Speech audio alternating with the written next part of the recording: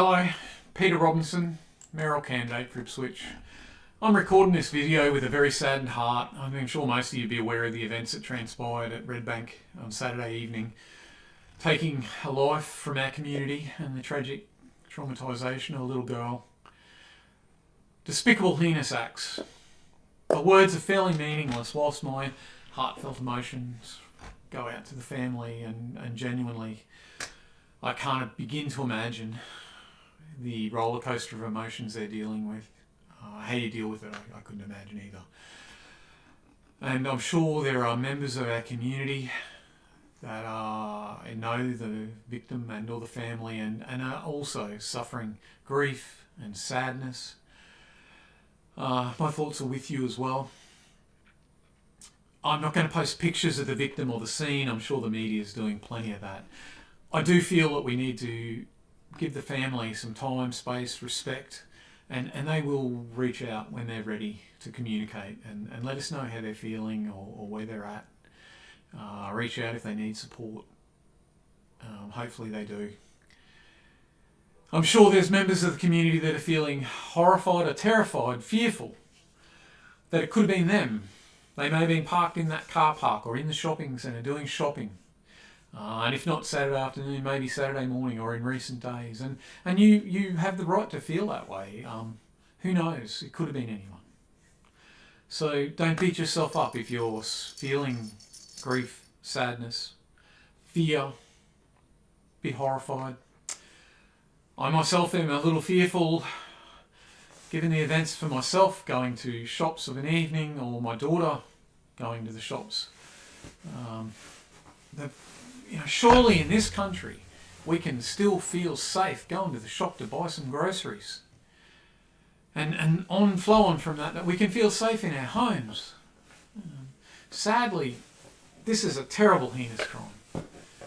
There's no disputing that. But the crimes a barrage of crime that is occurring across this country, but I see it every day on Facebook, of car thefts, numerous cars daily, break-in enters, robberies, attempted carjackings, burglaries. It's horrendous, and I think part of defeating that or reducing that is community spirit, and that brings me to there will be a component of our community that are feeling angry, and I get that as well. We should feel angry that this has happened, and I acknowledge that. But anger is not a really useful emotion at the current time. We don't want any vigilantism and there is no superheroes. So we need to, I would encourage you to harness that energy and turn it into a positive energy to support the community and embrace a community spirit where we care for others and we ask, are you okay? Can I help you? Is there something I can do? Now look, I know not everyone is going to be mates.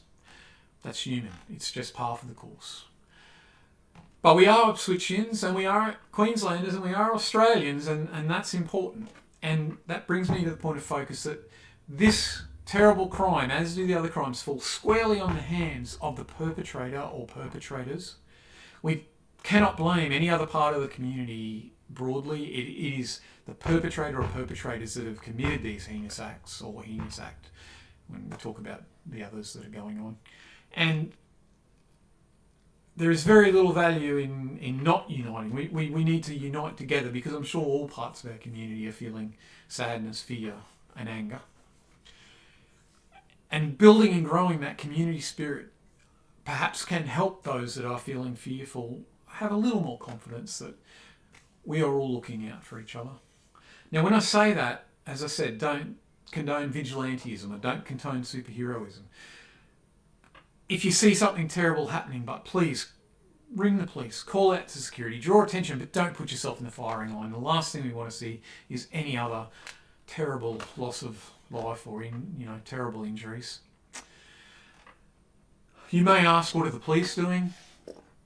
Well, the police are out, as at last update they were chasing down this perpetrator or perpetrators, putting their life on the line. He or she, they are killers, and the police are out doing that job. More police would always be fantastic. However, it is a rolling stone that people retire, people resign, move on, and as fast as our state government, who have recently had another batch of trained police released into the community, unfortunately, more would always be better, but there's challenges to that. Attrition is the word they use, but also funding. And no, I'm not saying anyone's safety or life is not immeasurable worth, but it is a balancing act. That's the fact of the matter. So the police are out doing that. The state government, you say, what are they doing? Well, they're part of our community, our local members as well. They'll be feeling sad, anger, whatever as well. I'm not going to criticise them. There's arguments that I'm not going to get into about what they're doing. Nevertheless, they have recently, or in recent years, passed Jack's Law, which is the law that allowed police some extra power to use wand devices to identify weapons. And reading this morning, I believe there's something like 3,400 devices across the state. And in 9 months to December 23, they've removed about 400 weapons from the community. Obviously, some people won't agree with that powers. I think, but if we can remove those weapons from the community, that's a great initiative. Again, more police, more wands. There's a cost involved, and we have to just understand that. Would that have changed this event? Who knows? Potentially, maybe, but if the weapon wasn't there, it wouldn't have been fatal, and it wouldn't make it any less terrible, but perhaps no loss of life. With that in regard, I lead into, I'm obviously running for election. I'm not an elected member. I cannot make any changes at the current time. I did want to pass out my heartfelt condolences to the family and the community and point out that I am thinking about these matters. They are on my agenda. How to fund them is also on the agenda, but that's not what we're talking about tonight here. That'll be another time. We have the Safe City Safe City program across the city because we want to be known as the Safe City. We want people to enjoy and feel safe here. Now, the Safe City program has been around for many years. It still continues. There's cameras in CBD, other locations, and in Brisbane Street and Brisbane Road. Look, it interfaces with this concept, or whatever you want to call it. I'm just going to throw up a link to a document I pulled up today. Aware of this, crime prevention through environmental design.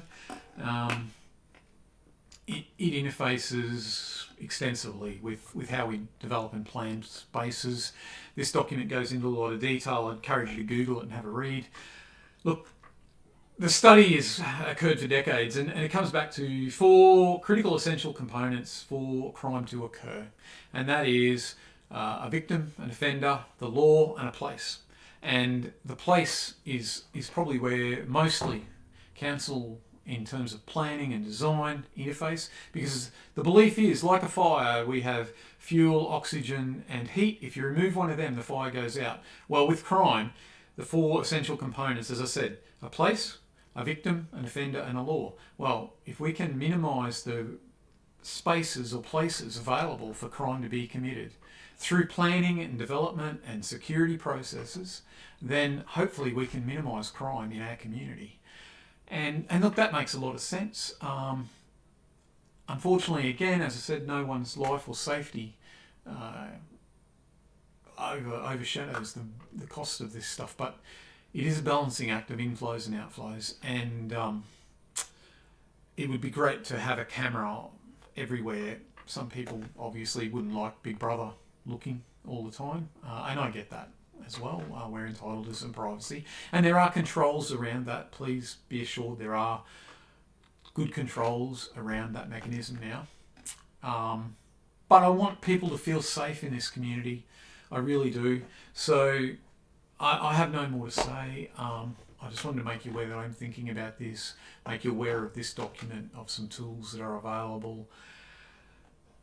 With that in mind, this is actually authorised by myself, Peter Robinson of 4 Merton Street, Ipswich, because we're in election time, so I'm putting that out there.